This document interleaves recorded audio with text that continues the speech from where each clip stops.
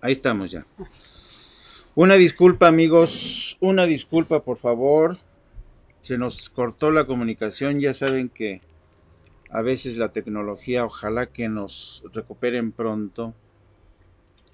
Yo te veo perfecto, Ulises. Me parece bien, perfecto.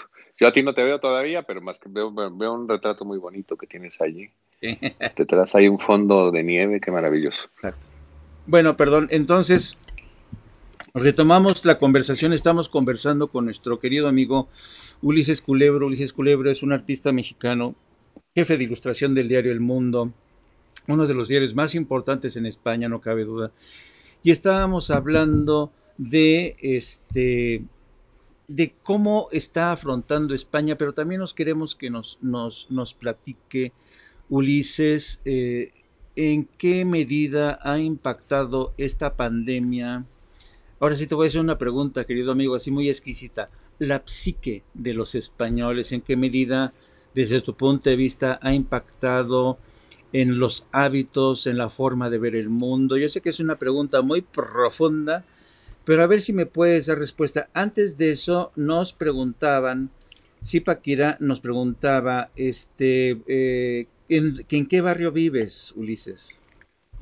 Ah, perfecto, muy bien. Bueno, primero te contesto la última pregunta. Vivo en el centro de Madrid, en el famoso barrio de Malasaña, que en la parte de abajo de Malasaña se llama Barrio del Refugio, porque es una zona que estaba dividida en dos partes, ¿no? Es una zona muy bonita, construidos los edificios en torno a 1880 hasta 1930, ¿sí?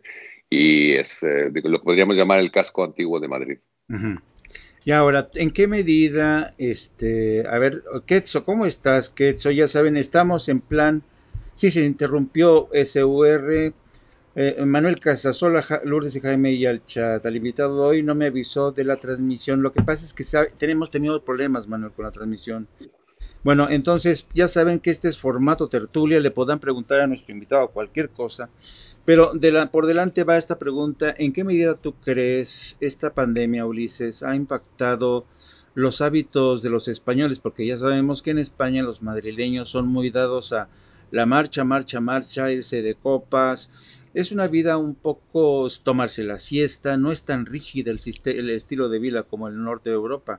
Pero ¿en qué medida ha impactado esta pandemia? Hombre, yo creo que esa pregunta no solo es bastante pertinente, sino que es muy interesante. Justo ayer en una cena con amigos lo comentaba y decía yo, bueno, ¿cuáles son las grandes diferencias entre la confrontación de la pandemia en los distintos países, ¿no? Y yo creo que esto tiene que ver con un hecho cultural y con un hecho económico. Son dos cosas diferentes, pero, por ejemplo, creo que culturalmente, o sea, en España ha afectado bastante porque es un país que está como en el cogollo del sur de Europa y ha tenido mucha relación con otros países, tanto comercial como cultural. Me refiero a Italia, por ejemplo, ¿no? Entonces, era casi predecible que hubiera una frontera porosa en donde entrara rápidamente el virus del COVID en España. Y por eso ha tenido una gran virulencia. Luego, por otro lado, el hecho cultural es que los españoles efectivamente son una sociedad muy sociable, la gente se toca mucho, se abraza, se besuquea, o sea, es una cosa muy disfrutona, ¿no? Y entonces eso también hace que evidentemente la propagación sea bastante fuerte. O sea, es una sociedad muy libre donde la gente es bastante de salir a la calle, de los fines de semana abarrotar los bares y tomar chatos y hablar con desconocidos. La Un diferencia, por chato, ejemplo, explícales qué es un chato. un chato de vino es un vasito así donde te ponen el culín del vaso con vino blanco y te lo vas tomando como si fuera refresco, o las cañas, que también son un vaso pequeñito de cerveza tirada con grifo, y que lo que hacen es que engrasan la conversación, ¿verdad? Es una cosa de muy informal, muy diferente a el hecho de salir a tomarse unas copas en México, que la gente se instala en un sitio, una cantina, en un bar, en un restaurante, y ahí se queda toda la noche. Aquí la gente se toma uno en un sitio, se va a otro lado, te pones a platicar con alguien de la barra, ¿sabes? Es como mucho más dinámico, ¿no? Entonces, digamos que desde hace ya muchos años desde la transición, los españoles han hecho suya la calle y eso también creo que ha sido un elemento que ha de alguna manera influido, ¿no? En la propagación de la pandemia. Los portugueses, por ejemplo, son mucho más reservados, no tienen tanto contacto físico, la distancia social es más larga, más ancha, ¿no? Entonces, ellos se han mantenido un poquito más protegidos, ¿no? Sí. Pero luego, la obviedad, digamos, es que esto viene como una especie de ola lenta de tsunami que ha entrado por Europa y que se ha propagado luego al resto del mundo, ¿no? ¿Qué ha pasado? Pues que en América Latina ha llegado más tarde, ¿no? Entonces, eso se ha dado a pie a distintos tipos de interpretaciones. Por un lado, ya tienes la experiencia de lo que ha ocurrido en Europa y cómo se ha estado atacando la pandemia, Ujú. pero al mismo tiempo, pues, América Latina tiene unas características muy específicas, ¿no? En México, por decirlo en nuestro caso, tiene una economía informal muy fuerte que depende tremendamente del comercio callejero de las clases sociales más desprotegidas que salen a la calle, ¿no? Entonces, aquí tú podías cerrar las comunicaciones, puedes cerrar el metro y la gente puede trabajar en su casa porque está todo un poco más tecnologizado y tienes un gobierno que da un respaldo social a toda la gente que pierde su empleo y les dan un seguro de desempleo, donde pues por lo menos les dan algo de dinero para ir tirando. En México eso es imposible, tú no puedes cerrar ni las comunicaciones ni la calle porque la gente tiene que vivir, ¿sabes? Crearías una bomba de relojería que terminaría como con un estallido de mayor delincuencia o de mayor agresividad eh, social de la que ya hay, ¿no? Entonces es muy diferente. Por eso yo creo que no podemos decir, mira, es que los alemanes lo han hecho así, tenemos que hacerlo igual. Pues no, probablemente no lo vamos a hacer igual. Es Ujú. decir, hay algunas cosas que sí se tienen que hacer, pero yo creo que todo mundo ha cometido, digamos, los errores normales de una pandemia de estas características que parece como una guerra invisible, es decir, no se había experimentado nada parecido en los últimos siglos y creo que los gobiernos han hecho la prueba de ensayo y error. Vamos a hacer esto, vamos a intentar confinar esto, vamos a cerrar. Es decir, que cuando ya se decide declarar el estado de emergencia y cerrar las comunicaciones, cerrar como en compartimentos estancos las provincias para que la gente no salga, no se traslade, yo creo que es una forma en la que de alguna manera sí ha sido eficaz para contener un poco la expansión de la virulencia de la COVID. Así. Ulises, se sigue incorporando gente a nuestro chat. Ya se incorporó Vivi Genowit, que creo que está desde Kentucky, ¿verdad? Manuel Casas es uno de nuestros founding fathers del chat. Doña Amelia Ajá. Salas, para los que se van incorporando, les recuerdo, estamos con nuestro querido amigo Ulises Culebro, él es artista mexicano. Es la verdad uno de los pocos mexicanos, bueno, uno de los muchos mexicanos, por qué no decir lo que han triunfado en el extranjero. Él es el jefe de ilustración del diario El Mundo, pero tiene mucha obra, tiene muchísima obra. Acaba de exponer en la Casa de América una obra, él fue el curador, de hecho, de una obra dedicada, según tengo entendido, a Chabela Vargas. Dice, Así es. bueno, tenemos con nosotros, querido Ulises, no sé que no nos puedes ver, pero tenemos también con nosotros a nuestra querida Hildy, mejor conocida como Lourdes Salas. Lulú, no te Hola veo, pero te Ulises, ¿cómo siento. estás? Un besote. Muchos besos desde Madrid. Oye, yo quería preguntarte algo. Todos estamos impacientes por saber si después de esta época tan turbulenta, esto estar dentro de casa, viéndonos a nosotros mismos, sopesando nuestros cariños y nuestros abrazos, ¿vamos a salir de esta pandemia como mejores personas? ¿Hay posibilidad de eso? ¿Lo has pensado? Sí, no, lo he pensado y bueno, podemos hablar de como lo que creo teóricamente que puede pasar y lo que me ha pasado a mí. O sea, yo he disfrutado muchísimo estar recluido solo en casa porque me ha dado la oportunidad de terminar de hacer proyectos que nunca tengo tiempo de hacer. Justo cuando se declara el estado de emergencia, estaba dando las últimas pinceladas de un cuadro de gran formato que me encargó la Casa de América para su patrimonio. Y bueno, yo me sentí muy halagado de que decidieran adjudicarme el proyecto. Claro que sí. eh, y lo terminé, pero ya no lo pude trasladar a la Casa de América. Se quedó en el estudio de Javier de Juan, un pintor amigo mío, donde lo pinté. y luego me vine para acá, ¿no? Y entonces aquí terminé de desarrollar otros proyectos y automáticamente se coordinó toda la empresa editorial donde trabajo para que hiciéramos teletrabajo desde casa, ¿no? Entonces yo trabajo con un equipo de artistas, una docena de personas.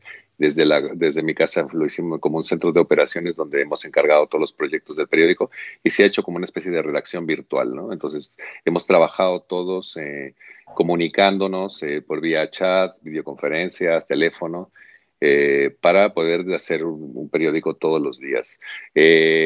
La sensación que me da es que la pandemia, o sea, el recogimiento, el confinamiento no nos va a hacer mejores a nosotros. Creo que eso es una cosa meramente personal, es decir, la gente que se encierra cabreada, sale cabreada, es decir, si no lo elaboras tú mentalmente, si no eres capaz de encontrar una solución, es como un trabajo, ¿no? Si tú no trabajas por ello, no te vas a hacer mejor persona. O sea, hay gente que salen peor, ¿no? Yo he estado viendo la virulencia en las redes sociales contra todas las medidas del gobierno a unos niveles muy altos de irracionalidad. Es decir, cualquier cosa que dispusiera el gobierno, evidentemente, cuando eliges un camino, desechas otros, ¿no? Y el gobierno... Acá no cantamos mal las rancheras, querido Ulises. No, no, no. Estamos viviendo además un momento de otras pandemias, ¿no? La pandemia de las posverdad, de la fuente ovejuna, donde la gente, digamos, se amotina, ¿verdad? Porque a todo mundo le afecta las cosas de una manera muy emocional y no todo el mundo puede abordarlas de manera racional. Entonces, evidentemente es una gran tragedia que seamos invadidos por ese enemigo invisible que es el virus de coronavirus, y que entonces todo el mundo intenta materializar a un culpable, ¿no? Y en este caso serán quienes tomen las decisiones. Todos los partidos políticos han convertido los muertos como un arma arrojadiza en contra de un gobierno que intenta hacer en la medida de lo posible un trabajo eficaz para evitar que haya más muertes. ¿Por qué no se ha desconfinado antes? ¿Por qué no han dejado salir a los niños a pasear antes? ¿Por qué se han dejado como prioritarias las residencias de ancianos? Pues han sido toda una serie de medidas que han tomado pues, en función de lo que tenían. Al principio no pusieron la obligatoriedad de usar mascarillas por la sencilla razón de que estaban agotadas, no existían mascarillas en el mercado. Entonces, no puedes obligar por ley o por decreto a que la gente use una mascarilla a la que no puede acceder.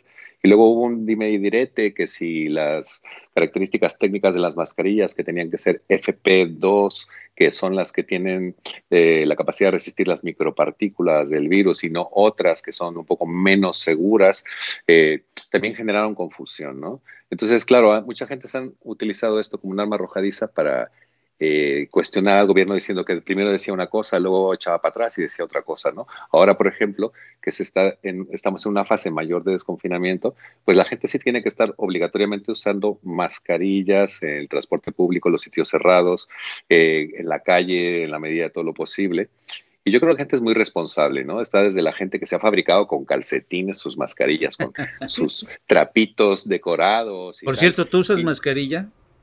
Sí, claro, yo uso una mascarilla y la verdad es que lo usamos todos, es decir, exceptuando cuando estás en una reunión íntima de amigos, que digamos que hay una trazabilidad emocional con la gente que conoces que tal, pero yo he tenido cenas o reuniones con gentes que han pasado la COVID y que ya tienen anticuerpos y tal, entonces guardamos una cierta distancia, pero seguimos reuniéndonos, ¿no? Nos resistimos un poquito porque queremos abrazarnos y darnos besos y tal, pero bueno, de momento se mantiene cierta prudencia. Bueno, a ver, permíteme, Ulises, es que se están incorporando más gentes. Por supuesto. Se ha sumado Diony Gutiérrez, Lore Ruiz, Mike Angelo, no nos llegaron las notificaciones. Fíjate que tuvimos, Mica, problemas de conexión. Hoy yo no sé qué pasa con las líneas, bueno, sí hay saturación. Bueno, pero hay varias preguntas. Pregunta Manuel Casas, ¿qué es una tertulia? Bueno, una tertulia es esto que estamos haciendo, reunirse con amigos, a veces en plan bohemio, frente a una o dos o tres botellas de vino, a veces con un cafecito. ¿Te acuerdas de las tertulias, querido Ulises, que teníamos en el Gijón? Por supuesto que teníamos unas tertulias bonitas. De hecho, es el caldo de cultivo desde el que han salido casi todos los movimientos culturales y sociales en el mundo. Es decir, la gente primero se pone a arreglar el mundo en un bar o en un café y luego después sale a la calle e intenta hacerlo, ¿no? Llevarlo a cabo. Las tertulias yo creo que son la semillita del bien, ¿no? La semillita de los cambios. Oye, una pregunta me gustaría para que la gente que apenas se va incorporando. Estamos con Ulises Culebro, artista mexicano, ya lleva mucho tiempo viviendo en España, muy exitoso. El jefe de ilustración del mundo. Él trabajó en La Jornada, pero yo quisiera, aunque sea de manera sucinta, querido Ulises, que les dijeras cuál ha sido tu trayectoria, quién eres tú. Es que ya es muy dilatada la trayectoria. Voy a intentar hacerlo más o menos resumido, ¿no? O sea, aproximadamente a principios de los años 80 yo empecé desde que estudiaba en la escuela de la UNAM, en la Universidad de Artes Visuales y Diseño de la Comunicación Gráfica, empecé a publicar, ¿no?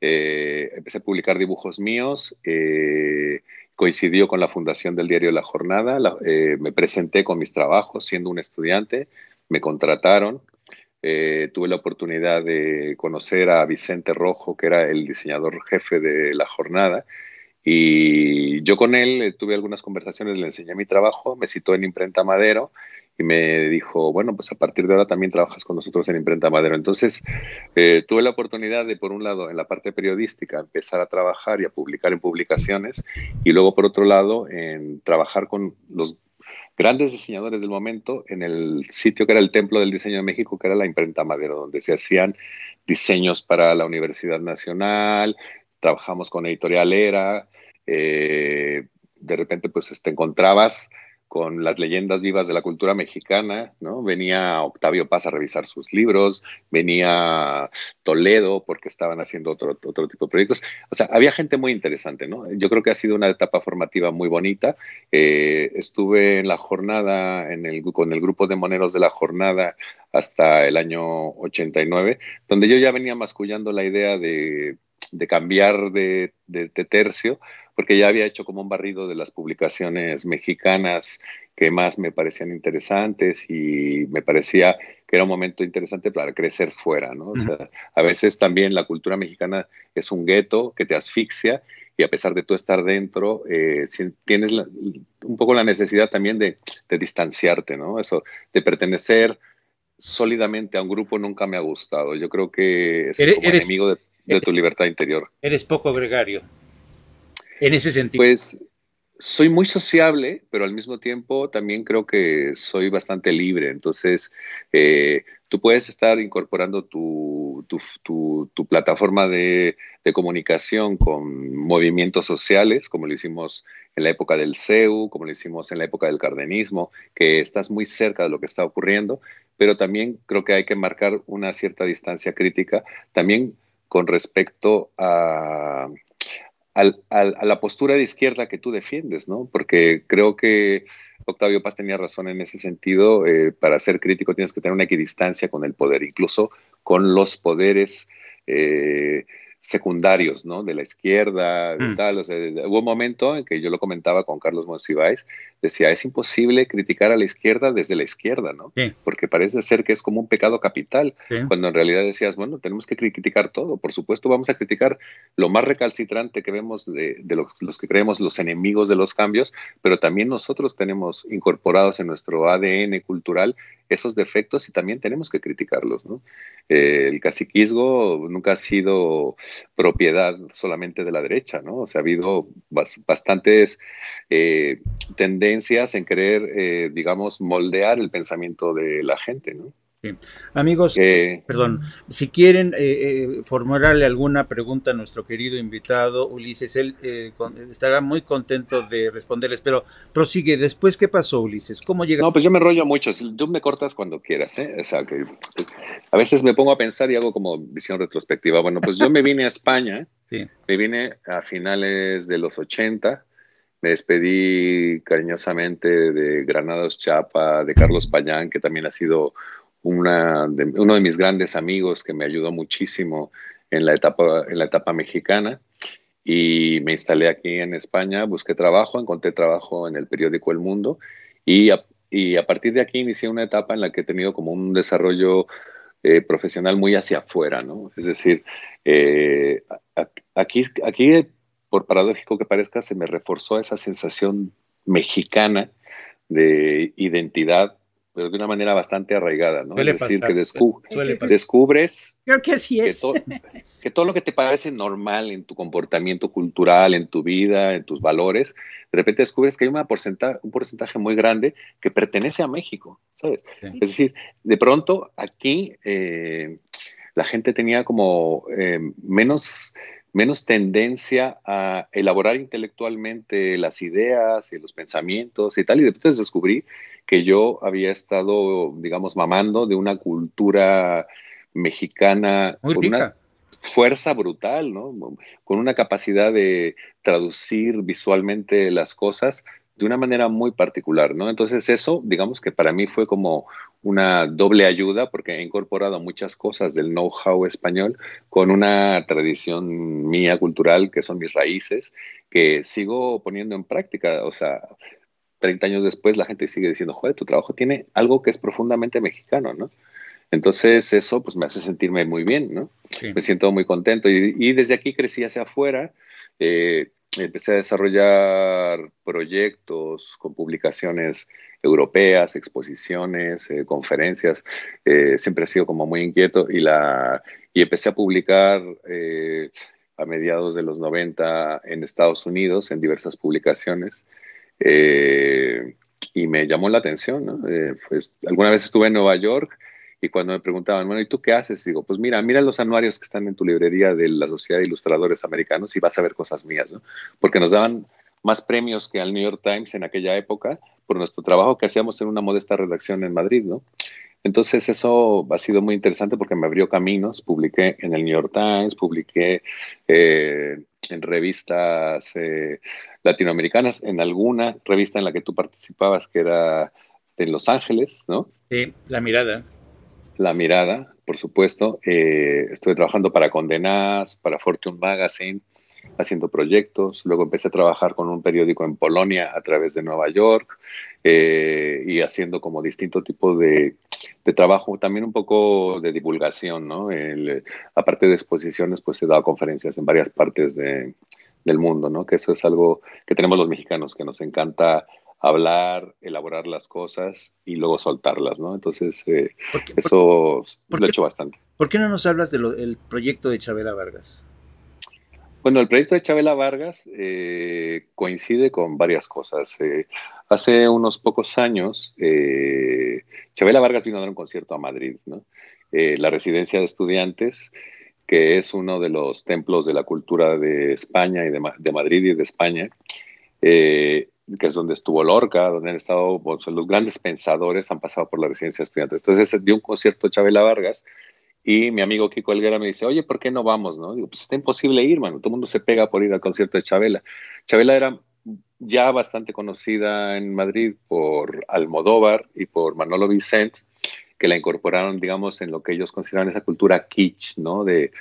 Entonces dije, bueno, pues vámonos a ver a Chabela. Y nos fuimos a ver a Chabela, nos colamos como pudimos allí y entonces María Cortina, una periodista que trabajaba aquí en el Instituto de México, estaba desarrollando con una biografía de Chabela, un libro sobre Chabela Vargas. Y me habían pedido que yo hiciera la portada del libro. Entonces, pues ya le había hecho algunos bocetos, se lo habían enseñado a Chabela y tal. Y cuando llegamos a las residencias, pues estuvimos hablando con ella un rato, ¿no? Entonces a mí me pareció una mujer muy poderosa, ¿no? Ya estaba viejita, estaba en su sillita de ruedas y tal, pero contrariamente a ese aspecto aparente de fragilidad, tenía una voz poderosa, era una mujer con una gran personalidad, ¿no? Me llamó muchísimo la atención. El concierto ha sido entrañable, maravilloso. Yo creo que es de los pocos conciertos que he llorado. Eh, y bueno, a raíz de eso, empecé a, digamos, a seguir más de cerca a Chabela Vargas. Chabela Vargas, entendámonos, no era la cantante más importante de México entonces. Es decir, también se volvió importante en su última etapa de la vida, cuando Sí. ya venía de una etapa muy fuerte de alcoholismo y de autodestrucción, que es lo que le dio una carga de profundidad que le permitió ser en un momento determinado la mejor intérprete de las letras de José Alfredo, Sí, ¿sabes? así es. Y luego también fue una mujer como las mujeres fuertes de verdad, que nunca militaron como mujeres y como feministas, sino militaron con su vida. O sea, les gustaba el alcohol, el desmadre, le gustaban las mujeres, y entonces eso le dio la fuerza suficiente como para que con su propia vida ella creó una postura bastante feminista, un reforzamiento de la libertad de las mujeres, ¿no? Eso Eso fue te una iba a mujer. preguntar. ¿Qué tipo de feminismo practicaba Chabela Vargas? Bueno, el feminismo que contraponiéndolo del lado de los hombres es como sería el feminismo de los hombres, es decir, viviendo la vida con libertad, Sí. haciendo lo que quieres hacer y peleándote para conseguirlo. Y eso es un trabajo que trasciende lo colectivo. Es un trabajo también de incorporación personal de un ejercicio de la libertad. Yo creo que las libertades no se dan, sino que se toman. Y es en el momento en que eres libre en el que ya puedes defenderte, ¿no? Te defiendes de la sociedad pacata, conservadora, prejuiciosa, y tú dices, nah, iros a la mierda, yo soy yo y voy a hacer lo que yo quiera, ¿no? Entonces, en ese sentido, Chabela se ha convertido en un personaje muy interesante. Me llamaron hace un año de Casa de América y me dijeron, oye, estamos mirando el que es el centenario de Chabela, ¿por qué no hacemos algo, no? Entonces dije, pues me parece muy buena idea, ¿no? Y dice, por qué no hacemos unos dibujos y tal? Digo, ¿por qué no lo hagamos lo mejor? Hagamos una gran exposición de Chabela Varga colectivas. Y entonces me propusieron ser el curador de la exposición. Entonces, pues se me ocurrió llamar a distintos artistas españoles con bastante, digamos, fuerza y trayectoria. Llamé unos cuantos premios nacionales, gente que me parecían que eran interesantes en la cultura de la transición cultural española, ¿no? De la movida hasta nuestros días. Entonces, bueno, pues nada, llamé a Pérez y le dijo, oye, mira, Pérez, ¿por qué no me haces un dibujo para Chabela? No, no hay dinero, si hay que hacer un dibujo para una exposición colectiva. No, estoy muy ocupado. Mira, ¿sabes qué pasa? Es que Mariscal me acaba de decir que sí. Entonces, pues creo que tú tienes que estar. Entonces dijo, sí te dijo que sí, pues yo también. Y luego le llamé a Mariscal y digo, oye, Mariscal, ¿qué onda, güey? ¿Por qué no me haces una cosa? No, porque digo, no, es que va Isidro Ferrer, Premio Nacional, va a participar, también está Pérez. Y entonces todo el mundo Eres dijo, un no mames, güey. embaucador, Pues eres sí, un embaucador. me iba a ir a hacer un libro a Cuba, pero lo retraso, yo te lo mando, no te preocupes, tal. Y entonces así conseguí que trabajaran Isidro Ferrer, Mariscal Pérez, Pep Carrió, a Jubel, Rodrigo Sánchez, o sea, gentes con bastante fuerza y bastante potencia, que Raúl Arias, Santiago Sequeiros, o sea, gentes de primer nivel. Conseguimos una veintena de artistas y hemos montado una exposición bastante digna en la Casa de América que paradójicamente se les había olvidado a los mexicanos en España homenajear, ¿no? O sea, de pronto, pues la Casa de México no habían hecho nada, el Instituto de México no habían, es porque ellos trabajan con otros tiempos, con cosas que les mandan desde México y no habían tenido la capacidad de reacción en ese momento. Entonces, ¿qué pasó? Pues que de pronto Casa de América se apropia al gran homenaje que se llama Llorando a Chabela, que es una iniciativa muy bonita que ellos tenían y ha sido un gran éxito, sobre todo ha tenido muchísima difusión, a través de redes sociales, a través de distintas plataformas. Y bueno, esto estaba incorporado también en un festival que se hizo con músicos. Vino Lisandro Aristimuño, que es uno de los guitarristas rockeros más potentes de Argentina. Hubo como mucha gente que estaba en torno alrededor de eso. Luego, pues ya vino la pandemia y nos levantó, ¿no? O sea, nos ha dejado como a medias. Esta exposición la hicimos itinerante en otro festival en Palma de Mallorca, que es el Nostrum, que era un festival de cómic especializado, dedicado este año pasado a México.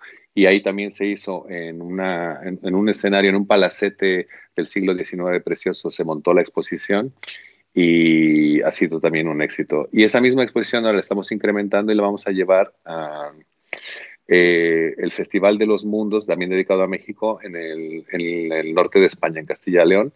en un pueblo donde también se va a hacer un festival dedicado a México, pero con música y tal. También intentando alejarnos un poco de la visión folclórica de lo que es México, sino un poquito más moderna, ¿sabes? Sí. Más dinámica. Esa es una parte de los proyectos. Sí. Permítanos, para los que se hayan incorporado más tarde, estamos hablando con Ulises Culebro, un artista mexicano genial, fantástico. Tengo la suerte de llamarme su amigo desde hace ya bastante tiempo. Me voy a ruborizar, ¿eh? Porque no me... Bueno, querido, muchos aquí nos están preguntando qué opinión tienes tú sobre México desde tu perspectiva, y también quisiera, bueno, si quieres conteste esta, pero yo también tengo una que tiene que ver con el manejo de la prensa, el diario El País. Bueno, yo tengo la impresión de que ha habido una época en que hubo una tradición de que todos los mexicanos llegaba un momento en que su etapa formativa se iban fuera, ¿no? Es decir, era una parte que te hacía como que terminara tu formación y volvías a México con otros ojos. En el caso de los políticos, me estoy hablando de las décadas de los 70s a los 80s, todo mundo había tenido una estancia en una universidad extranjera, en algún país, en alguna de las grandes metrópolis, o París, o Estados Unidos, o Barcelona, tal. De hecho, en algún momento dado, un amigo como nuestro, que era Jesús Silva Herzog, padre, sí, nos comentaba que cuando llegabas a la política te decían, ¿tú de qué eres? ¿De Harvard o de Yale? ¿No? Porque era como escuelas de pensamiento que terminabas de incorporar para luego aplicarlo a una realidad mexicana muy particular, ¿no? Y le digo, ¿cuál es la diferencia, don Jesús? Me decía, bueno, pues es que los de Harvard no fuman droga y los de Yale sí, ¿no? Bueno, vale. Pues aparte de eso, porque luego al final las recetas económicas tienden a ser muy parecidas, ¿no?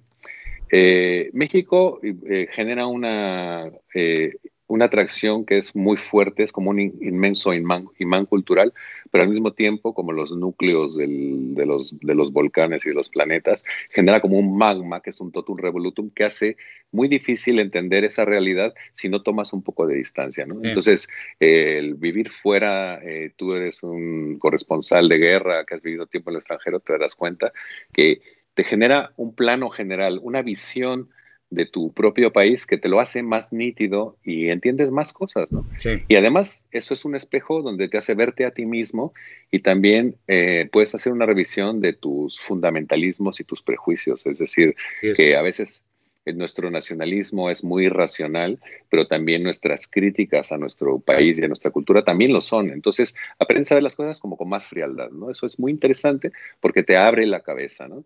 Y luego, pues nada, venir de un país como México, que es un país con una fuerza cultural enorme, también te da un valor añadido cuando te acercas a trabajar a otros países, porque quitándonos ese antiguo y yo creo que ya desterrado complejo de inferioridad que teníamos los mexicanos de herencia de la conquista y de las guerras perdidas y tal, descubrimos que tiene un gran valor la cultura mexicana, ¿no? Que no solo tiene un gran valor, sino que tiene un perfil muy definido, ¿sabes? Hay una visión del mundo que es profundamente mexicana, que tiene una carga filosófica y emocional bastante fuertes, ¿no? Entonces, eso ha sido muy interesante porque una vez que pasa, digamos, el nopal que extrañas todo, de repente descubres que la mexicanidad es como la fuerza de gravedad, es decir, es muy tenue, pero no se pierde nunca, ¿no? Por muy lejos que estés, siempre está intentando atraerte, ¿no? Siempre está presente, ¿no? Aquí en México es muy interesante cómo la gente de mi entorno han incorporado un montón de palabras mexicanas, de recetas mexicanas, de actitudes que son muy interesantes porque hay como mucho la cultura del matiz, del doble sentido, ¿no? Es como muy divertido, ¿no? Aquí hay gente que comenta, Adriana Soriano, exacto, hasta que estás fuera, ves la gran variedad de la cultura y la extrañas y la añoras. Y nos pregunta Zipaquira, hace una pregunta interesante. ¿Cómo le hace Ulises para elaborar un dibujo? ¿Cómo genera las ideas? Si pensara, por ejemplo, en el periodismo, como es el título de nuestro programa, no apto para cínicos, ¿qué tipo de dibujo harías? Ya sabes que no apto para cínicos es una frase de Richard Kapuscinski que decía este oficio, el del periodista, no es para cínicos. Pero pregunta, ¿cómo le haces, Ulises, para elaborar un dibujo? ¿Cómo generas las ideas? Y si pensara en el periodismo como no es apto para cínicos, ¿qué dibujo haría? Bueno, mira, a ver, por un lado, tiene su complejidad la pregunta, ¿no? Eh, Hace muchos años, hablando con Rius, él tenía un titular muy bueno que decía, el humor no es una cosa de risa, ¿no? Uh -huh. Y en verdad, para estructurar un dibujo, hay que primero tener un concepto, decir qué quiero decir, y luego tomarse en serio lo que tengas que decir, para luego darle un tono, ¿no? Darle un tono. O sea, por supuesto que no apto para cínicos, probablemente, no lo sé, yo pondría a un político como Diógenes, pero en vez de estar en un barril, como en una urna de cristal transparente donde se le ven sus partes pudendas, no sé, cualquier cosa por el estilo, ¿no? Ya con los años, lo que me parecía muy arduo, es decir, todos cuando comenzamos nos cuesta mucho trabajo articular o armar una idea, un concepto para dibujarlo de una manera muy sencilla en un cartón, en una viñeta humorística, que es como hacer el cubo de Rubik, ¿no? Pero después de muchos años ya lo haces de manera sin mirar, ¿no? Estás hablando con la gente y estás haciendo como una construcción permanente de objetos visuales, ¿no? Digamos que la materia prima son las metáforas y esas son inagotables porque siempre puedes aportarle matices, ¿no? Siempre puedes aportarle algún guiño, ¿no? Para mí, Perdón. ¿Y qué parte juega aquí el subconsciente, Ulises? pues no lo sé, no sé si es el subconsciente o el inconsciente, ¿no? Que si eres un inconsciente, pues vas y dices barbaridades y luego ya te atienes a las consecuencias, ¿no? Pero Efectivamente. pues sí, esa es una frase muy mexicana, o sea, más vale pedir perdón que pedir permiso, ¿no? Sí. Y yo lo he aplicado mucho en todos los medios donde he trabajado, porque casi siempre existen editores jefes o directores que están ahí encima como intentando controlar qué es lo que quieres decir y tal.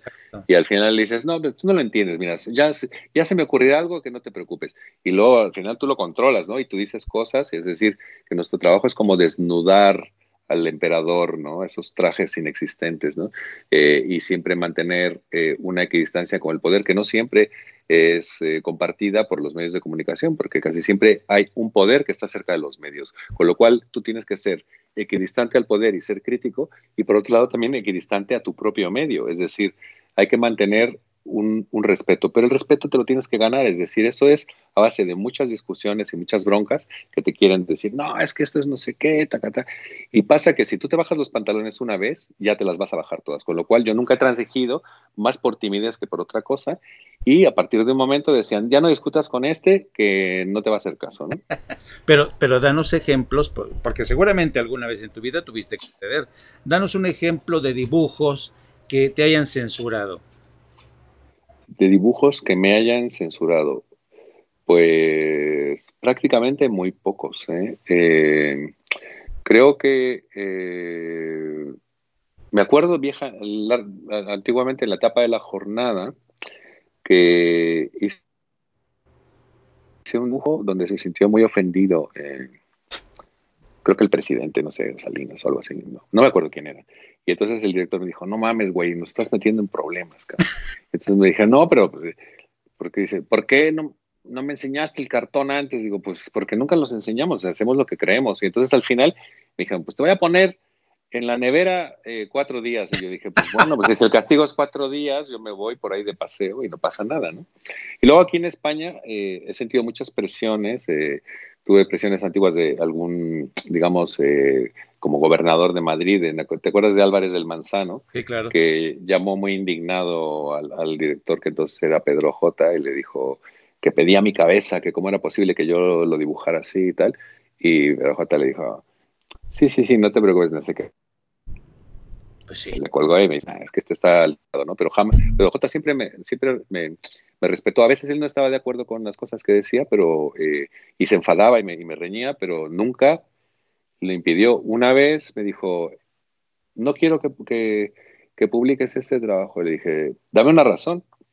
Es que no quiero, es que esas ideas no van con nuestra línea editorial y tal. Y de repente le dije, pero a ver, digo, yo en función de esta noticia he hecho este dibujo. Eso es lo que creo que tengo que decir. Entonces, si tú me das un argumento que me convenza de que está equivocado, yo lo quito. O utilizas un principio de autoridad y me ordenas que no lo publique. Y si tú me ordenas que yo lo publique, no lo voy a publicar porque tú eres el jefe. Pero tienes que asumir que es una actitud autoritaria. Entonces me dijo, haz lo que te salga de los cojones. Por supuesto que lo publiqué, ¿no? Y luego lo que conseguí fue como un mayor respeto en mi trabajo, es decir, que digamos que esta especie de rigidez que puede ser producto también de la timidez, porque yo he sido mucho tiempo muy tímido, te genera como una coraza que te protege, ¿no? Entonces, creo que una parte importante de la independencia es, por un lado, hacerte respetar de tu trabajo, no cambiar cosas que son absurdas de cambiar, y luego también tener tu propio sentido común, es decir, no hacer cosas en las que estás provocando que te despidan todo el tiempo, ¿sabes? O sea, porque también los hay, o sea, yo he tenido colaboradores complicados en mi equipo de gente que cacac, pipí, popó, y entonces al final dices, tío, es que no es la publicación adecuada para soltar exabruptos, ¿sabes? Claro. Entonces digo que la crítica es muy sin tener que incidir en un insulto gratuito, ¿no? Gratuito. En mi opinión, creo que tenemos herramientas muy demoledoras los dibujantes como para poder hacer, digamos, daño en la línea de flotación, simplemente diciendo las verdades de una manera muy desnuda, muy transparente y muy incisiva, ¿no? En México siempre ha habido muy, muy buenos caricaturistas. Oye, Ulises, abusando de tu generosidad, nos dice una, sí, Paquira, nos dice, si fuera tan amable Ulises de hacernos el dibujo, verlo crear sería formidable, algo improvisado. Es que no es tan fácil, ¿no? ¿O sí? No es que no sea fácil, pero para poder tener wifi me he tenido que alejar de mi estudio, que está en la otra esquina de la casa. Claro. Sí. Entonces, no sé si se puede dibujar. Si me esperáis un segundo, claro. Voy por un lápiz. Bueno, mira qué generoso es nuestro querido amigo Ulises. Les decimos, Ulises. Estoy oyendo que traigo los auriculares. Okay. Nuestro querido amigo, yo lo conocí, justamente nos coincidimos, nos hicimos muy amigos de Ulises. Incluso tuvimos ahí aventuras creamos un restaurante mexicano fantástico. Tenemos unas aventuras, mi querido Ulises y yo, ¿verdad? Y Hildy también estábamos ahí en el restaurante. Incluso a nuestros invitados más importantes teníamos la tradición de obligarles a lavar los platos, y no me va a dejar mentir mi querido Flaco. Sí. Y a mí lo que siempre me ha sorprendido de la creatividad del arte que hace Ulises, porque es como lo que hace en el periódico, pues es periodismo gráfico. Sus ilustraciones tienen una carga política muy impresionante y siempre me había parecido que no podía yo desdoblar a Ulises de su parte artística, porque a lo mejor me daba un razonamiento X, pero cuando lo transformaba en un dibujo, en una ilustración, era poderosísimo. O sea, era todavía más poderoso que lo que había expresado explicándolo. Entonces, siempre me ha sorprendido esta genialidad. Adelante, mi querido Ulises. Bueno, en realidad, esto siempre se me ha dado fatal, o sea, de dibujar en directo, ¿no? No te cortes, ¿no? Haz de cuenta que estás solo y desnudo en tu sala. No apto para cínicos, ¿no? Entonces, a ver, vamos a acercar la camarita, a ver si se puede ver que, ¿no? Perfecto. Estoy dibujando. Entonces,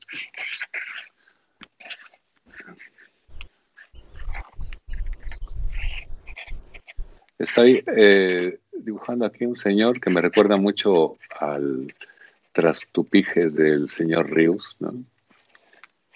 Que es como un político Yo a veces que, se, cuando... que se tapa sus vergüenzas. Es, Que se tapa sus vergüenzas porque los políticos tienen siempre un ángulo que ni siquiera ellos son capaces de tolerar, ¿no? sí. Que es como su propia descomposición, ¿no? Entonces está diciendo este señor, ¿de qué me acusan? ¿De qué me acusan? Si vivo como Diógenes, ¿no? En que vivía, a ver, tú dile quién es Diógenes. Diógenes era aquel que vivía en un barrilito, ¿no? Pero resulta que esta es una urna transparente, democrática, y entonces aquí se le ve sus cositas, ¿no?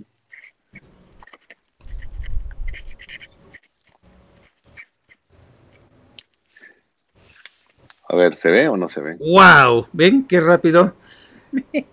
No apto para cínicos efectos. Genial, genial, genial. Oye, creo A que... ver, te lo voy a mandar, se lo voy a dedicar a este dibujo a mis queridos amiguitos de no apto para cínicos. Pues ahí Bueno, en tienen... realidad el trabajo de dibujar es un trabajo que es un divertimento, ¿no? Sí. Es como, hay un momento en que ya lo haces de una manera inconsciente, ¿no? Porque de tanto hacerlo se convierte en parte de ti, es un lenguaje. Y me recuerda un poco como a algunos deportistas, ¿no? O sea, estos jugadores de baloncesto que después de tanto ensayar, ellos ya consideran la pelota como una extensión de su cuerpo. Entonces simplemente se pasean por la driblan, dan la vuelta, pum, lanzan un triple sin mirar el aro, porque ya han incorporado la trayectoria y cómo ensartas la pelota en el aro, ¿no? Entonces, después de muchos años, yo creo que mi trabajo en el fondo es como cuando estás conversando con alguien. Es decir, que ya estás en ese mismo momento construyendo imágenes visuales de cómo lo puedes hacer y cuál sería el camino más corto para llegar a ello. Entonces tu cabeza le incorpora como si fuera una computadorcita, ¿no? De repente dices, pues en vez de estar haciendo 20 bocetos sobre una cosa, ya tu propia cabeza hace ese resumen y tú simplemente sueltas algo y lo haces y te dedicas a hacer otra cosa, ¿no? Yo creo que eso, aparte de que es bastante productivo, te ahorras muchas horas de trabajo, ¿no? Oye, Luego tienes que hacerlo, ¿no?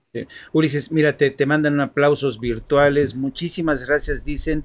Envidiable, formidable. Ojalá que lo envíe, que lo envíe, que lo envíe. Dice, Pues dice, un excelente invitado. Qué gusto sí, se los voy a enviar. Luego te lo escaneo y te lo mando y ya luego te lo mandaré por carta. Ahora, Y para aquellos que se quedaron un poco con que no desarrollamos mucho la parte de lo que es la parte migratoria, hay una entrevista muy, muy hermosa que me hizo Feliciano Tisera para Letras Libres, ajá. que es muy fácil de encontrar en internet, porque si pones Ulises Culebro Letras Libres, te va a aparecer te va a aparecer el enlace, y es una entrevista en dos partes que me hizo donde hablaba también un poquito del fenómeno de México, la distancia, la migración, bajo del humor. Oye, Ulises, no sé si Así podemos, que pues, no sé si pueda usar para una pregunta más. dígame usted. Mira, tú sabes que en México hemos vivido días de intensas disputas, sobre todo porque las cosas ya no son como antes, especialmente que ya sabes que antes cortaban el bacalao, el PRI y el PAN. Y en ese sentido, pues muchas empresas españolas como Iberdrola, pues fueron avanzando. De hecho, ya Iberdrola controla casi la mitad del mercado eléctrico en México. Y últimamente, pues se acabó esa repartición en la que muchos funcionarios mexicanos del PRI y el PAN, por ejemplo, había casos de secretarios de Estado, incluso de presidentes que después de terminar su mandato o su cargo, se convertían en consejeros de algunas empresas españolas. Y ahora esto se ha acabado y hay una campaña desde medios españoles, principalmente El País, contra el gobierno del presidente Andrés Manuel López Obrador porque no les parece, están defendiendo realmente, y yo nunca he visto críticas tan aceradas de parte del país, que tú sabes, el país antes tenía contratos millonarios, sobre todo con la editorial Santillana para los libros de texto. Efectivamente. Entonces, ¿a ti qué te parece? ¿Qué te parece esta nueva disputa, esta era de disputa y desencuentro entre el país y el gobierno de México? ¿Y cuál es el estado de salud de editorial del país en España? Bueno, no me extraña que el país esté atacando al gobierno de México, ¿no? Yo creo que el país siempre ha sido como uno de los grupos de fuerza, uno de los ecos de muchos gobiernos españoles, y incluso algunos ex primeros ministros, expresidentes españoles, por ejemplo, en el caso de Felipe González, eran embajadores del grupo editorial del país para que México les otorgara la autorización y los contratos del libro de texto gratuito, ¿no? Entonces, dada la facilidad con la que era usual corromper a los políticos mexicanos, por supuesto, hacer un lobby muy directo en un país que es un mercado tan grande como México era muy beneficioso para empresas privadas de fuera, ¿no? No solo españolas, de todo el mundo. Con lo cual, evidentemente, digamos que el país hacía un poquito ese trabajito sucio, ¿no? El país, que siempre ha sido como tradicionalmente un medio de comunicación de izquierdas, ha utilizado, digamos, ese prestigio para introducirse en capas sociales mexicanas de gentes que toman decisiones, ¿no? Entonces, de alguna manera siempre han tratado como de influir, ¿no? En algún momento dado le preguntaron a Jesús de Polanco, que estaba vivo entonces, el director de todo el grupo Prisa, Sí. que le parecía, que si no le molestaba que el país fuera reconocido como periódico de izquierdas. Entonces él se reía y decía, ¿de izquierdas? ¿Eso qué es, no? No es de izquierdas, ¿no? Pero ya era como el brazo armado de algunos gobiernos socialistas, pero ellos publicaban cosas, tenían mucho poder, ¿no? Ahora ya ha perdido una parte importante de ese poder porque Rodríguez Zapatero rompió con el país y les quitó, digamos, esa prebenda, esa especie como de curul política en la que estaban metidos, porque efectivamente, o sea, eran gentes que estaban como utilizando y ejerciendo su presión periodística para conseguir réditos económicos, ¿no? El país yo creo que ya no es lo que era, o sea, sigue siendo un periódico bastante sólido y con algunas esquinas profesionales muy potentes, ¿no? Pero está un poco a la deriva. Bueno, hay un momento de debilidad muy fuerte en todos los medios de comunicación, de prensa escrita en España y en el mundo en general, y el país no está exento de ello. Entonces, está viviendo una crisis. Hace poco ha habido un despido masivo de toda la cúpula del país.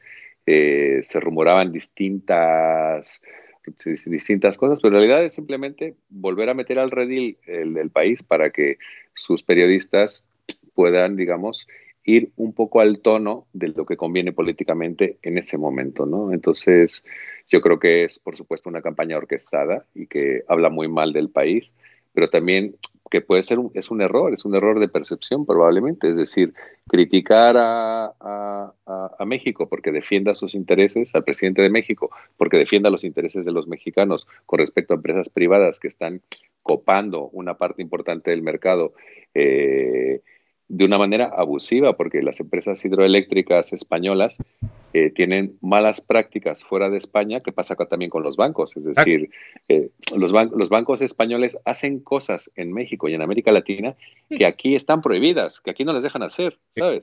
Pero claro, tú vas allá, corrompes a los políticos y les metes tasas de intereses brutales, no defiendes a la gente porque le roben su tarjeta de crédito, cosa que está penado en Europa. O sea, si a ti te roban tu tarjeta de crédito es responsabilidad del banco, no tuya. Hay muchos casos de eso. Hay muchos casos. Claro, claro. Entonces yo me he enterado de casos sangrantes de cómo, digamos, los usuarios de servicios de empresas internacionales, transnacionales, son las víctimas de esas empresas con la anuencia de las autoridades. O sea, eso se tiene que acabar, evidentemente. O sea, la banca son nuestros enemigos, por supuesto, porque ellos no van a buscar el bienestar de la población. Ellos lo que van a hacer es secuestrar tu dinero y si tienes suerte, no te van a robar demasiado, pero ellos nunca pierden aunque se equivoquen, ¿me entiendes?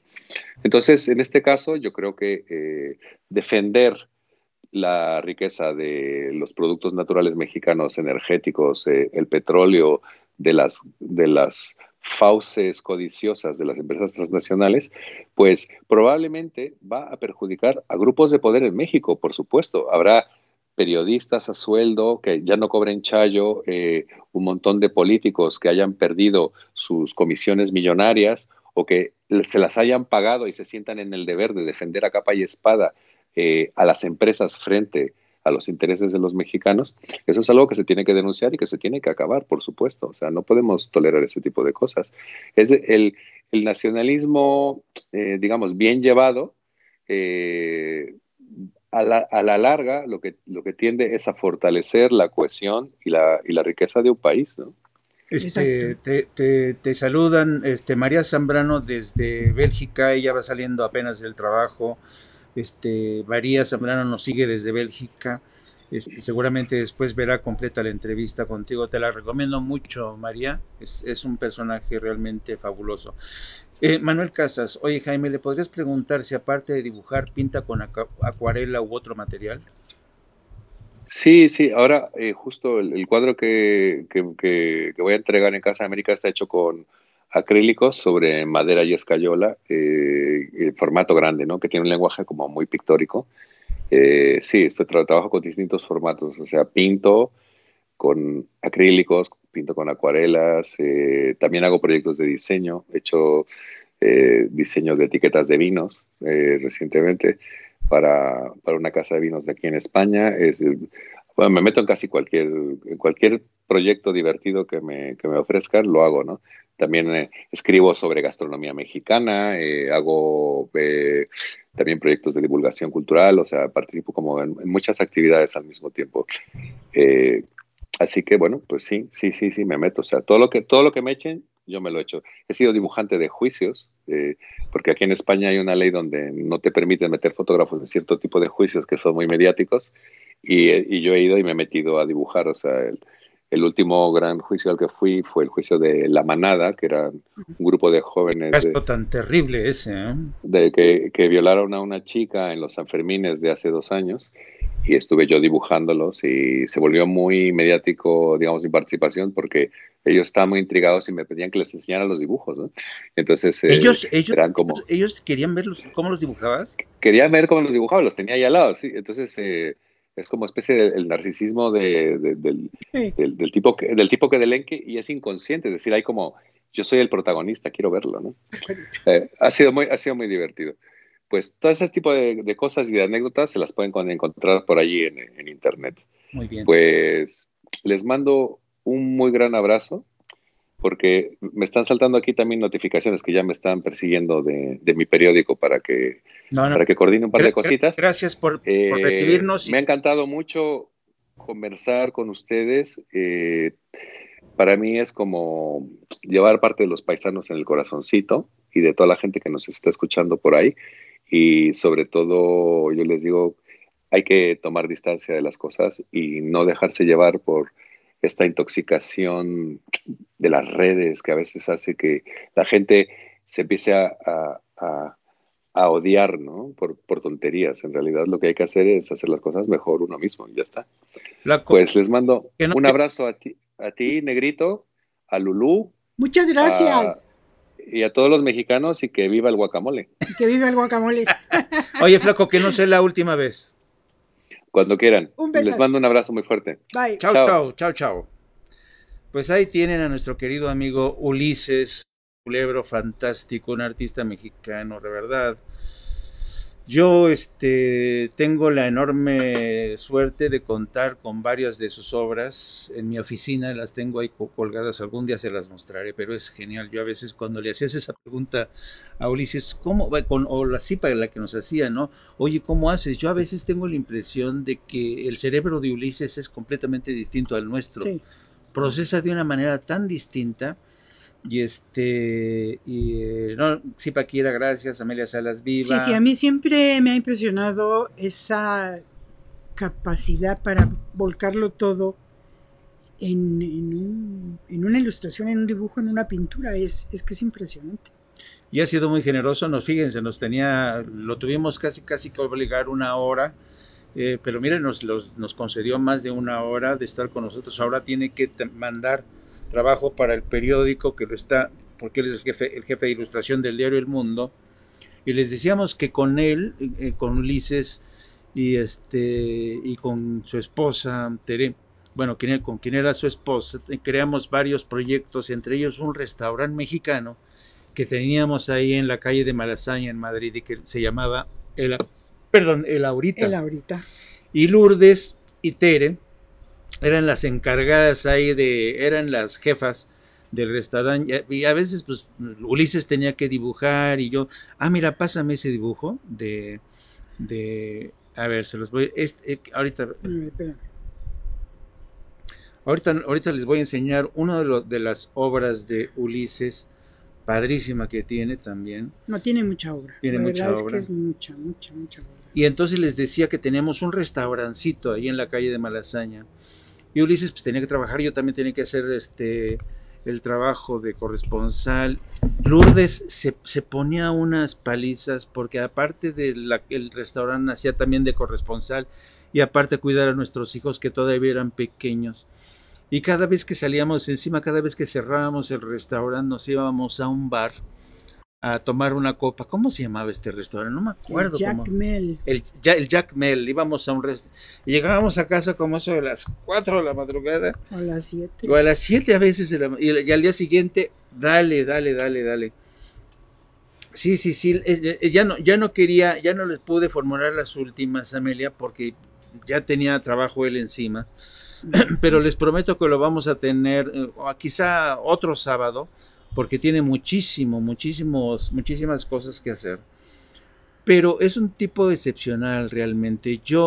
Él conoce a muchos de los moneros de la jornada, se llevan muy bien, pero Ulises ha desarrollado su propio estilo. Yo creo que Ulises se ha internacionalizado. Ya ha internacionalizado su firma, ¿no? Por ejemplo, nosotros teníamos en Los Ángeles una revista que llegó a ser bastante exitosa, se llamó La Mirada. Tuvimos a tener casi 40,000 ejemplares en la distribución y Ulises nos hacía muchas de las portadas. Era muy solidario, siempre ha sido muy solidario el querido Ulises. Y entonces con él hemos sido amigos durante muchos años, casi más de 30 años me atrevería a decir. Y es muy talentoso. A ver, ¿ya puedes abrir tu correo? A ver, les voy a mostrar unas obras de Ulises para que vean parte de lo que ha tenido. Esta obra que inmediatamente ustedes se van a percatar de lo mexicano que él ha dicho, ¿no? Ya saben, esto mexicano que no lo abandona, y qué bueno que no lo abandone lo mexicano. Como él dice, para quienes ustedes que son mexicanos, algunos de ustedes que viven en el extranjero, miren, este es un cuadro fantástico, a que detectan inmediatamente la mexicanidad de su obra. Este es el querido Ulises. Miren, estas figuras, estas como máscaras, este vínculo que tenemos los mexicanos con la muerte, este es uno de los trabajos grandes que se presentaron. De gran formato. De gran formato que se presentaron en la Casa de América. De verdad que es un artista genial mexicano. Y yo lo queremos muchísimo, Y yo ahora que cada vez que voy a España, pues ya se imaginarán, me reúno, nos vamos al Café Gijón a hacer nuestras tertulias y de verdad que es un gran artista mexicano. Les decía que él es es contemporáneo de los moneros mexicanos de la jornada, pero él salió de México, internacionalizó su obra, ha pintado mucho para The New York Times. Exactamente, pareciera el día de los Muertos. ¿Verdad que le suena? O sea, Ulises Culebro tiene estas señas de identidad que no lo abandonan, la mexicanidad. Alguna vez cuando yo platicaba con Octavio Paz, te mandé ajá, alguna vez cuando platicaba yo con Octavio Paz sobre el tema de, a ver, vamos a ver, está genial. Miren.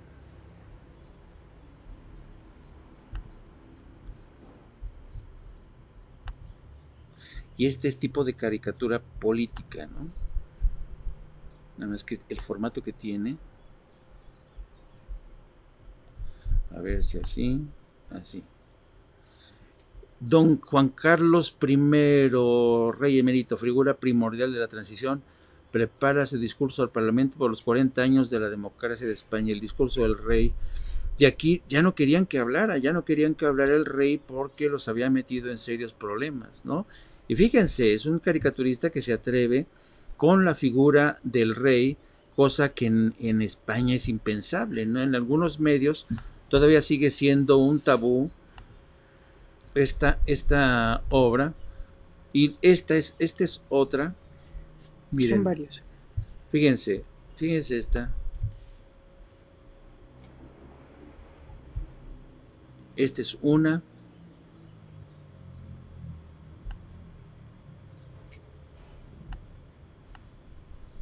Esta es otra.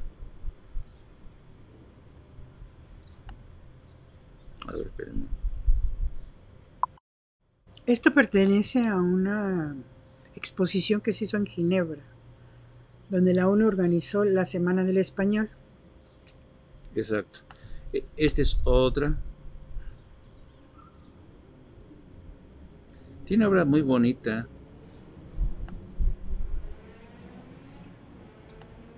Es un gran artista, la verdad.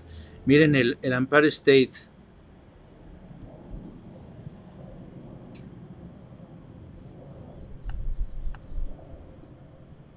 Pura vida.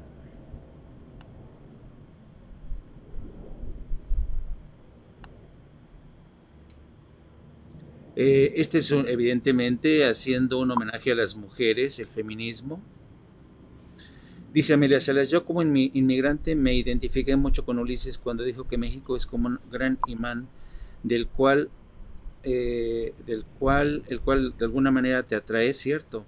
Yo les decía que alguna vez, mira, dice, el lunes me pico mi piojo, te agarré, pederlo, reventé. Vean, la mexicanidad desborda por todos lados, Ulises. Alguna vez platicando con Octavio Paz, que en paz descanse, miren, este que les estaba mostrando es Exposición Semana del Español, Palacio de las Naciones en Ginebra. Este es Lengua Nostra. Este es preciosa también. Es la exposición que se hizo ahí en el Palacio de Ginebra, y esto es parte de la muestra. Todos los demás son parte de la muestra. Exacto. Y entonces les decía que cuando yo le preguntaba a Octavio Paz, oiga, porque se acuerdan que estaba el debate sobre el Tratado de Libre Comercio y mucha gente decía, no, ¿cómo nos vamos a abrir nos vamos a hacer más gringos, nos vamos a hacer más? Y entonces me decía Octavio Paz, mire, una cultura que no es capaz de exponerse que se exponga, es decir, que se encierre, una cultura que no sea capaz de sobrevivir a la exposición, no vale la pena. Pero la cultura mexicana es muy, muy fuerte. Y tiene razón. El del sombrero es Gabo. No, vean, a ver quién es. Es Picasso. Es Picasso.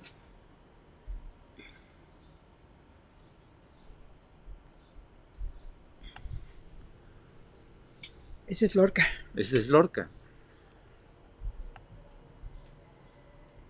Y esta es una ilustración que hizo para el aniversario de las revoluciones. Genial, ¿no?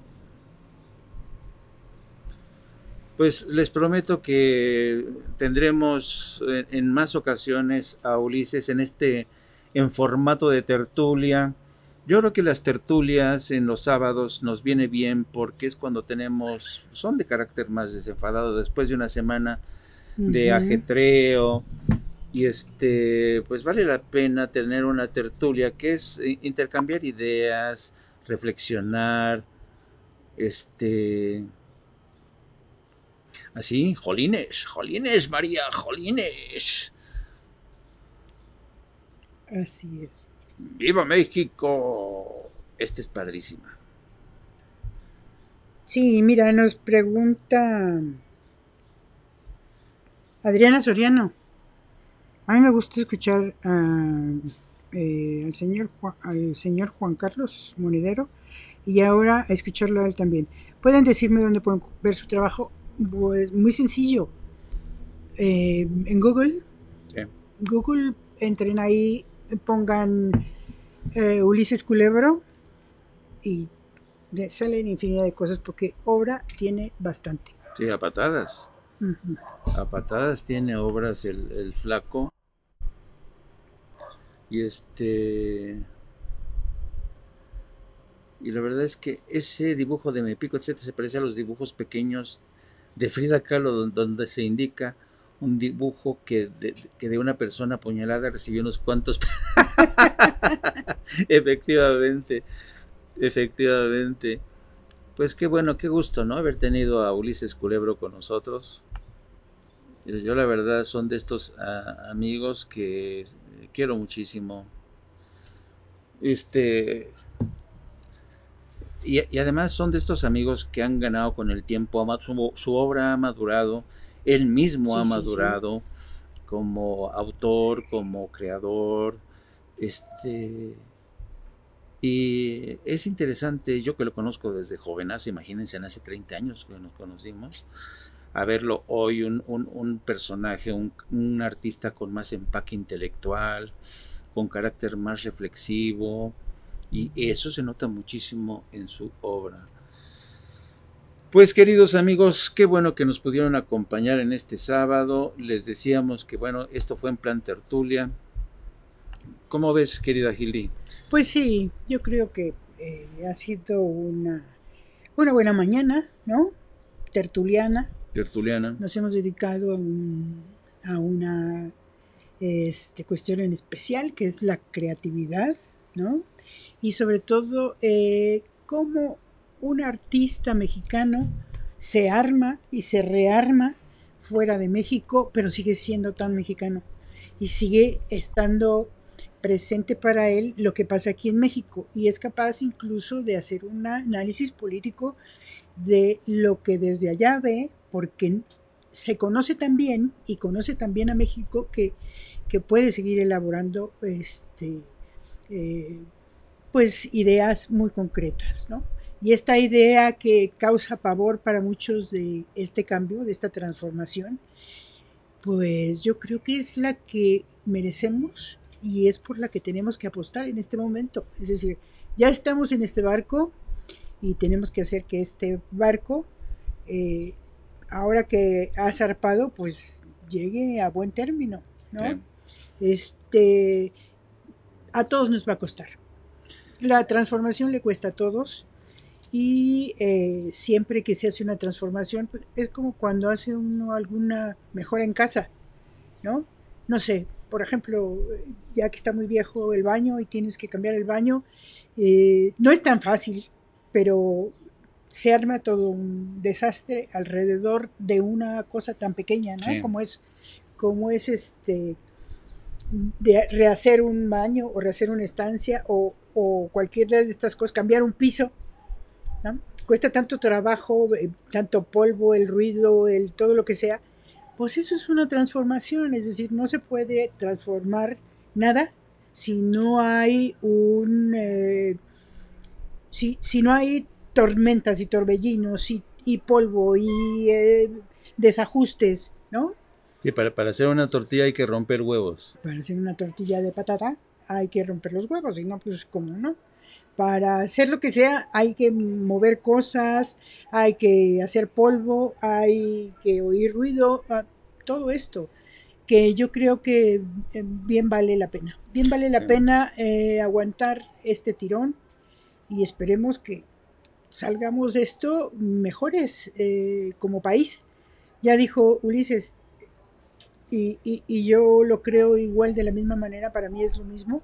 Este encierro que tenemos solo nos va a convertir en mejores personas si queremos ser buenas personas. Solo si queremos. Solo si queremos. Si estamos como lo hemos visto, lo mismo que pasa aquí, esta sensación de que todo el mundo se queja, de que nada está a gusto, de que a nadie les parece bien si se hace una cosa o si se hace la otra, es en todo el mundo. Todo el mundo está igual, es eso. Si tú no te sientes a gusto contigo mismo, pues desgraciadamente no te vas a sentir a gusto con nada de lo que te rodea, ni nada de lo que se hace. Todo te va a parecer mal.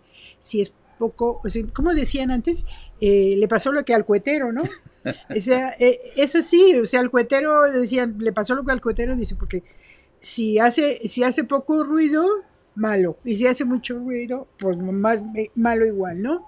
Nadie está a gusto con lo que pasa, porque además, una cosa que yo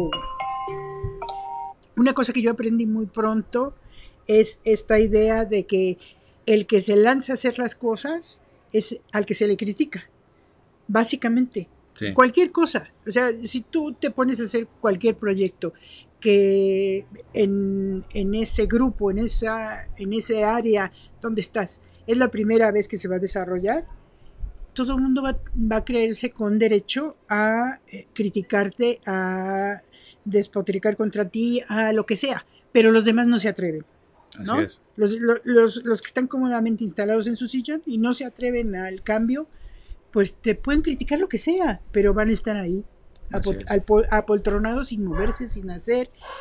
Y bueno, pues qué bueno que hablamos con Ulises, porque nos da lo que siempre hace una tertulia, ¿no? Para eso son las tertulias.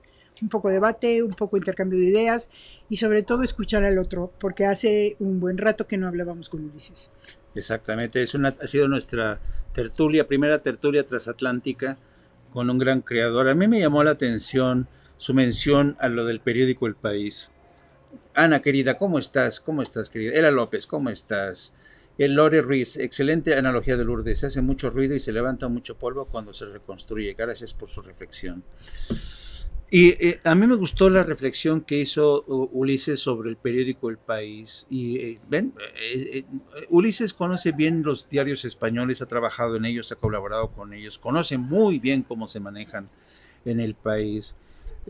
Yo también conozco El País, pero Ulises, que ha vivido mucho más tiempo y ha trabajado con los diarios españoles, ya les da una idea de cómo El País se ha convertido en un brazo armado del poder político y también en un brazo armado de las empresas. Es un brazo ideológico. Un brazo ideológico. Por brazo armado es Z. Bueno, un brazo ideológico, por decirlo de manera, de las grandes compañías españolas, y por eso hemos visto cómo estos días el diario El País se le ha lanzado a la yugular al presidente, pero como nos decía Ulises, estos periódicos ocultan lo que hace las empresas. No siempre dicen las barbaridades que cometen, los abusos que cometen estas empresas españolas, no todas. No todas, pero con lo que decían los bancos. Los bancos sí. Es importante. O sea, nosotros, por ejemplo, cuando vivimos allá, jamás nos hubieran puesto un porcentaje en la tarjeta de crédito como el que les pagamos aquí. Jamás. O sea, no es posible. No es posible. Un crédito hipotecario, por ejemplo, que te saca aquí, ¿qué? 20, 30, no sé, un porcentaje impresionante. Es una barbaridad. Imposible. En España, yo me acuerdo, hasta el día que estuvimos allá, la tasa hipotecaria andaba como el 2%. Sí. O sea, para que se den una idea. Y acá estaba en el 40% en ese momento. O sea, sí, hay un salvajismo con los bancos impresionante, porque se les deja hacer, porque lo pueden hacer. Pregunta Zipaquira, ¿la posición del País ha sido la misma, la de ahora que de antes? ¿Ocurre lo mismo con otros diarios como ABC o El Mundo? No. Bueno, la posición del País no ha sido la misma hoy que antes. Acuérdense que El País se llevaba jugosos contratos con los libros de texto que hacía el Editorial Santillana, que era un grupo del grupo Prisa. Y los editores del país. Y los editores del país, ustedes saben que hay inversionistas mexicanos en el diario El País, Carlos Slim, otras personeros del grupo Salinas, y por eso nunca se metían con el PRI o el PAN. Pero desde que arribó al poder Andrés Manuel, como Andrés Manuel ya no les da negocios, perdón, mis perros. Nuestros perros y los del vecino. Como ya no les dan contratos tan jugosos, pues ya se enfada el país, ¿no? Se enfada el país porque ya no tiene contratos, ya no puede abusar como antes. Y además siempre ha habido desde el país, perdón, siempre ha habido desde el país un trato desdeñoso, ¿no? Este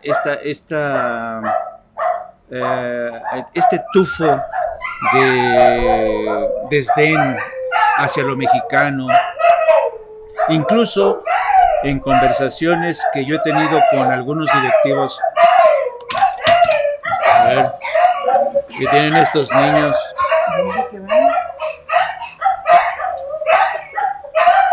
Perdón, pero es que se amotinan estos.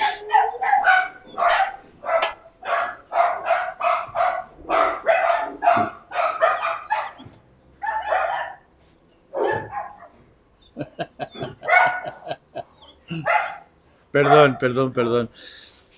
Viene el amotinamiento de los niños. Les decía que en conversaciones que yo he tenido con directivos del país, no voy a decir los nombres, ellos hablan de sus socios mexicanos de verdad, dicen ellos, no, lo único que nos interesa es el dinero de nuestros inversionistas mexicanos, pero cuando se trata de tomar decisiones, no los dejemos intervenir. Esto es verídico, ¿eh? A mí me lo han dicho altos funcionarios del país, pero no puedo revelar nombres. Hay un desdén hacia sus inversionistas mexicanos, hace lo que se les pega la gana, y claro, ahora que está la presidencia de Andrés Manuel López Obrador, no ocurre lo mismo. Con lo que pasa con el diario ABC y El Mundo ha tenido sus etapas. Cuando en España había este dicho, y hasta la fecha sigue siendo cierto. Dice, cuando tú te quieras enterar de los asuntos del país, lee El Mundo. Y cuando te quieras enterar de los asuntos del mundo, lee El País. Es decir, El País ha tenido una red de corresponsales muy importante. Y claro, se volcaban más en reportar lo que ocurría en el extranjero antes que lo que ocurría en el interior. Dice, pues, como dice AMLO, algunas empresas españolas creen que aún están en la conquista, y a través de esta información te das cuenta cómo nos han visto la cara de pendetontos. Pues es verdad. Es verdad. Pues queridos amigos, creemos que con esto ya es suficiente, ya ha sido 1:22 y eso que nos interrumpió. Se interrumpió el programa por problemas de la señal. Si quieren ver el programa, ya saben, cuando no puedan encontrarlo directamente en YouTube, busquen el tweet que ponemos con el programa, y a través del tweet pueden encontrar el vínculo al programa para quienes lo quieren ver. Así es. Acuérdense que mañana no transmitimos, mañana descansamos, nos dedicamos a hacer asuntos pendientes en casa, mantener a raya a estos niños, bañarlos y descansar un poco. Es el único día del día de la semana que procuramos descansar, poner en orden la casa, y bueno, se agradece mucho su presencia. No se olviden de dejarnos su like, corran la voz para que aumenten las suscripciones, y les prometemos que nuestro querido amigo Ulises va a ser otra vez invitado de excepción aquí para la tertulia de este programa que suele producirse los sábados, que es cuando tenemos más tiempo, y además no existe un orden, digamos, tan rígido como lo tenemos el fin de semana. Así es que, Gildy, muchas gracias a todos. Los esperamos el lunes en primera edición a las 12 del día y después en la edición de las 8 de la noche. Son 2 ediciones distintas. Tratamos de ir levantando información de todo el día y que pasen un estupendo fin de semana. Muchas gracias por estar aquí con nosotros. Buenas noches, Europa. Buenas tardes, América. Saludos a todos. Saludos.